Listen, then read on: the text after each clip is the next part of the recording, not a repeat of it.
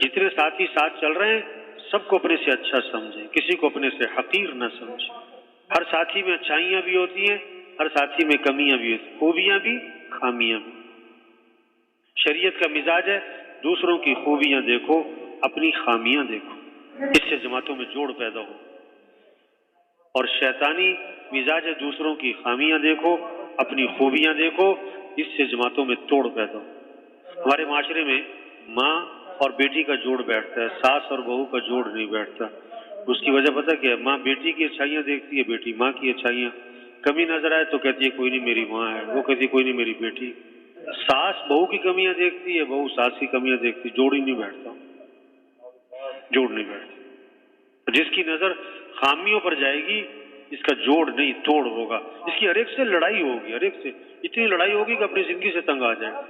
ایک عورت کہنے لگی عجیب بات یہ ہوئی، جب میں بہو بنی نا مجھے ساس اچھی نہ ملی، اور جب میں ساس بنی مجھے بہو اچھی نہ ملی۔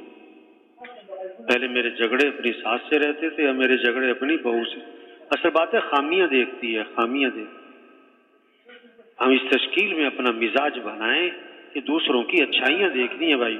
کسی کی کمی نظر آئے نا تو کیا کرو، پردہ ڈالو بھائی۔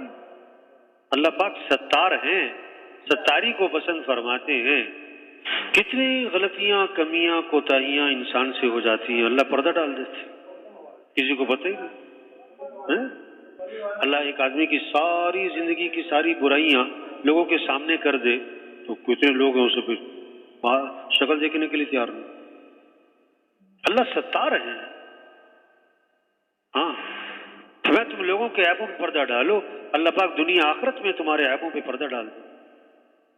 کسی کی پردہ دری نہ کرنا، اس کے عیبوں کو اچھالنا مت، جگہ جگہ تذکرے نہ کرنا۔ کیوں کہ حدیث میں آتا ہے جو لوگوں کے عیبوں کے پیچھے پڑے گا اللہ پاک اس کے عیبوں کے پیچھے پڑ جائیں گے، اور اللہ پاک جس کے عیبوں کے پیچھے پڑ گئے نا اللہ اسے رسوا کر کے چھوڑیں گے، خواہ گھر ہی کو نہ بیٹھو۔ کسی کو اپنے سے حقیر نہیں سمجھنا۔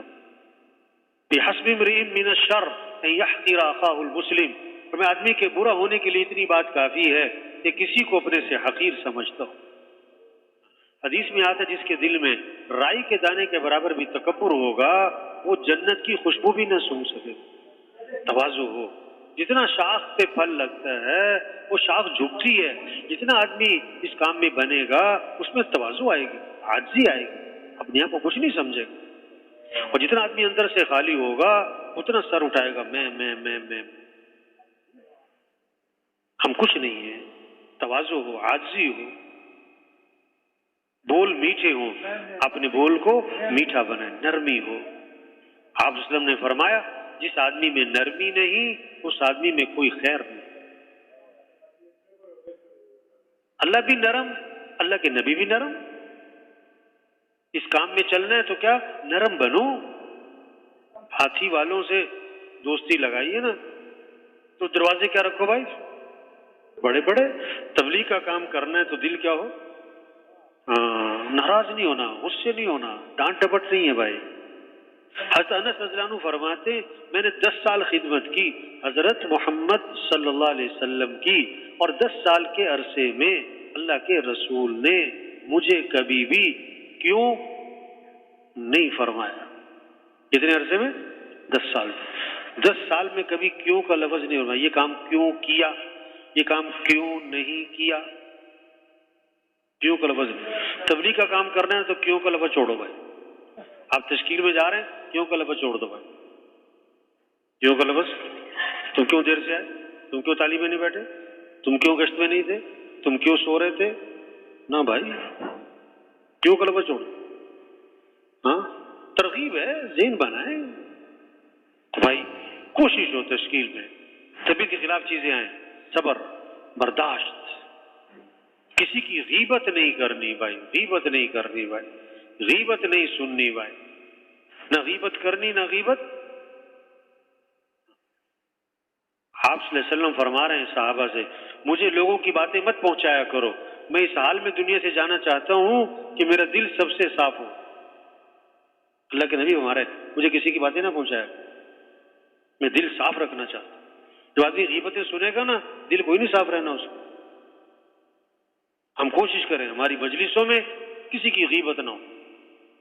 آپ صلی اللہ علیہ وسلم کے بارے میں آتا ہے آپ کی مجلس میں کسی کی غیبت نہیں ہوا کرتی، کسی کو بے عزت نہیں کیا جاتا، ساتھیوں کو عزت دیں، ساتھیوں کا احترام کریں، ساتھیوں کی قدر کریں۔ جیسے گلدستہ ہوتا ہے، ہر پھول کی خوشبو مختلف ہوتی ہے، جماعت ایک گلدستہ ہوتی ہے، ہر ساتھی میں کوئی نہ کوئی خوبی ہوتی ہے۔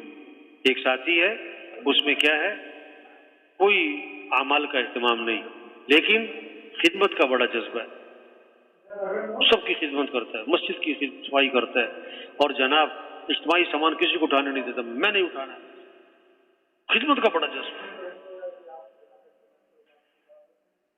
کسی ساتھی میں تہجد کا بڑا اہتمام ہے، کسی کی نماز بڑی خشوع و خضوع والی ہو، کسی میں دعوت کا بڑا جذبہ ہو، ہر ساتھی میں کوئی نہ کوئی خوبی ہوتی ہے۔ جس ساتھی میں جو خوبی نظر آئے اس خوبی کی وجہ سے اس سے محبت کریں گے، اللہ پاک اس محبت کرنے والے کو بھی وہ خوبی نصیب فرما دیں گے۔ اگر کسی میں کوئی عیب نظر آیا، کمی نظر آئی، تو اگر اس عیب کی وجہ سے اس کو تانا مارا، اس کو عار دلائی، تو پتہ کیا ہے، تو پھر خطرہ یہ ہے کہ یہ تانا مارنے والا، عار دلانے والا بھی مرنے سے پہلے پہلے اسی عیب میں مبتلا ہو جائے گا۔ تو جماعت آپس میں جڑی ہوئی ہو بھائی، جماعت آپس میں کیا ہو، جڑی ہوئی۔